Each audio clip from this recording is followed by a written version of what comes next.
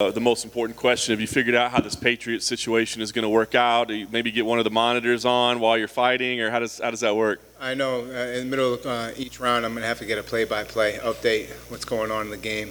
I'm excited to get out. We'll be live streaming it as soon as we get out and balancing that with post-fight interviews, hopefully.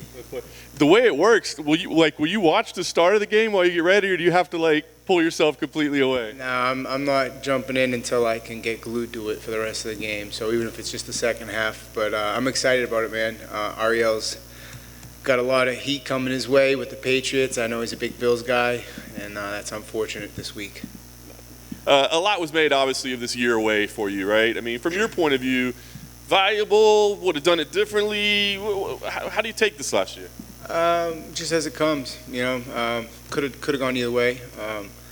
In our head, we were kind of sitting back for probably 6 months. That's what the doctors were saying on the suspension, and we're not trying to rush back in, man. And then the second half of that year layoff was just timing. We were trying to work our way back in, but the timing wasn't right. It wasn't working out, and here we are with a matchup January 15th, almost a year to the date. Yeah. Is it a fight that you go back and watch it all? I mean, do you watch it once and then say you don't want to see it again, or is it one that you looked at a lot? I mean, what did you think of that fight? Just look at it as much as I want to. It's really, it didn't work out my way, but like I said, man, I finished that fight the way I started, on my own 2 feet. Props to Max. He fought a hell of a fight. And I definitely walked away from that fight with, an understanding of kind of what he was doing and things I'll take in with me for not only this next fight, but future fights, And I look forward to a round 6 with the uncrowned champ. Obviously, he's an all-time great, but, I mean, was there any part of you that, felt a little disrespected by some of the antics that he was putting on there? To be fair, I did say something in the pre-fight, which, 5 hours in the gym doing interviews. Eventually, you're going to spit out something that they like. But no, it was nothing but respect for Max, man. Even leading in, I know he was kind of getting a little bit there, but I've seen the guy post losses, Dustin Poirier going over, shaking, the opposing family's hands. You know what I mean? That he's a class act, man. Him and I get where he was going with it. I mean, it is what it is, as he would say. But no, it's all good. I think he's a class act, a great representation of being a champion along with the current champ. And there's only a few guys I feel like in this division that carry themselves that way and that fighter mentality, taking on all competitors, and they want really just the stiffest competition. They want the top dog, and I respect that. In fairness, we kind of all thought the same thing, that he just latched onto one line that you said and really made that the story. I mean, everyone's catching on to that, who's the best boxer in the UFC. I mean, who really gives a shit? This is mixed martial arts. You know what I mean? Yeah, you could box, but, I mean, there's elbows, there's knees, there's there's everything, man. I mean, and if you want to talk about who's the best boxer, I mean, everyone's got everyone's card at some point, so it's just musical chairs at this point, So they give you the matchup with Giga. Is this somebody that you had been watching his rise? Is he somebody that you thought, I bet we're going to match up at some point? Just aware of it, obviously, but anybody who can go 7-0 in the UFC, they're doing something right.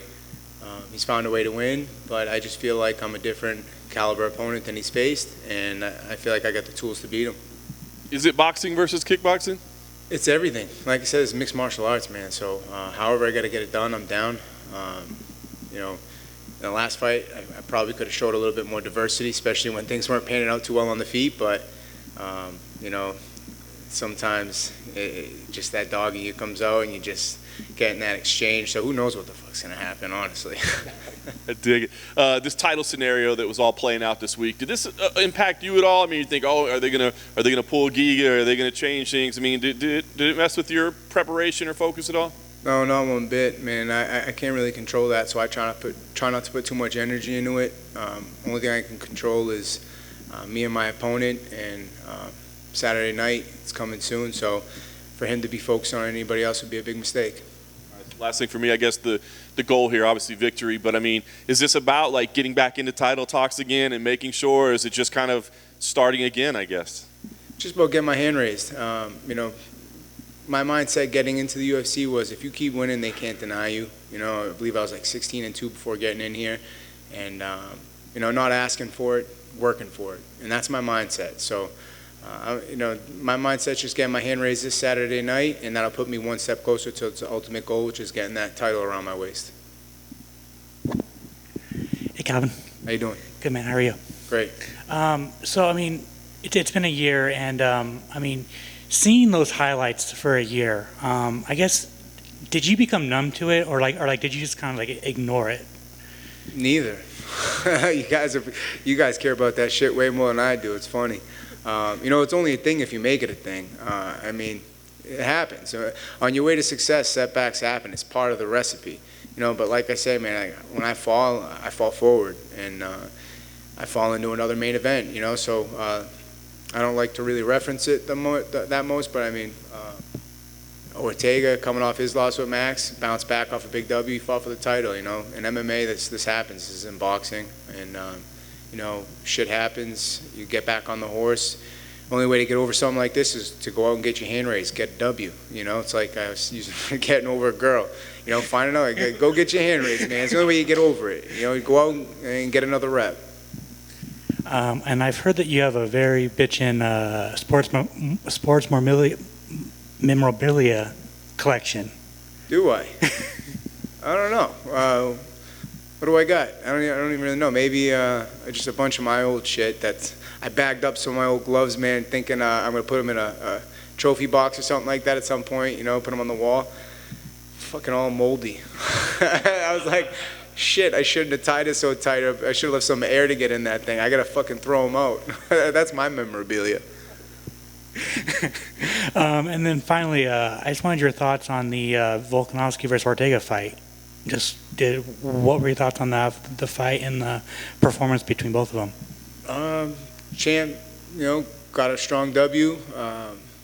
Ortega was in the fight in such that round that he threw up the submissions. It was a great matchup, a great showing for the featherweight division, and I'm excited to hopefully share the octagon with both one day. Awesome, thank you. Yeah. Just on a conversation of memorabilia, I once had a boxing glove signed by Foreman, Ali, Tyson, Holyfield, Lennox Lewis, 5 other champions, left it in the sunlight, and all the ink faded off it. Oh my God. Yeah, that's what I mean.